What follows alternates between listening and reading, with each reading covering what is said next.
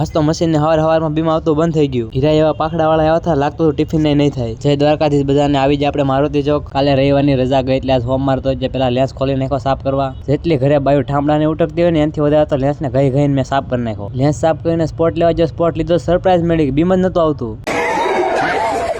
પેલા તો ટ્રોલી ખોલીને પાણી ચેક કરી લીધું, પછી ખબર પડી પ્રોબ્લેમ આમાં હતી. જ્યાં સુધી લાલ લાઈટ થાય ત્યાં સુધી બીમ CWM જ આવે. પછી તો આપણે આખું મશીન બંધ કરીને બહાર તાજી હવા ખાવા નીકળી જાય. એન્જિનિયર ભાઈ આવે ત્યાંથી વાટ તો જોઈ જ જોઈએ. મારે હાડે આ મહિનાનો પહેલો દિવસ જ જધાઈ ગયો. 10 વાગે જાને એન્જિનિયર ભાઈ નો આવ્યો તો આપણે બીજું મશીન ચાલુ કરી દીધું. મારે હાડે આ મશીન માં શું પ્રોબ્લેમ આવી ગઈ, હાથે હીરો ફરતો હતો. साला ये दुख का खत्म नहीं होता बे.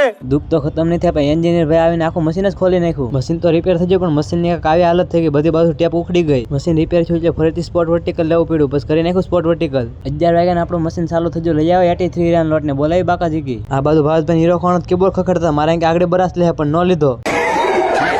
એન્જિનિયર ભાઈ આપી દીધી મશીન ની કંકોત્રી. આમાં હું લખ્યું તો ખબર જ નથી પડતી મને. इसमें तो मुझे समझ में ही नहीं आ रही है क्या प्रॉब्लम है. પડી ગયો લંચ ને નીકળી ગયા જમવા.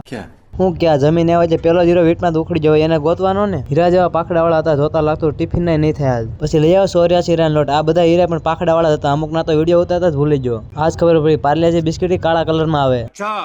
હું અચ્છા અડધા હીરા કાપ્યામાં અડધા તો ઉખડી જાય, બધા માઇનસ થઈ જાય. પછી તો આપ્યો 38 હીરા લોટ, એને કરી નાખ્યા ગરિયા. પછી લઈ આવો 119 હીરા લોટ, એને કરી નાખ્યા ગરિયા. પડી ગઈ રજા ને નીકળી જાવ ઘર બાજુ. આજનો દિવસ જ ખરાબ હતો. જે રક્ષામાં બેઠો એ ભાઈને પેસેન્જર ન મળ્યા.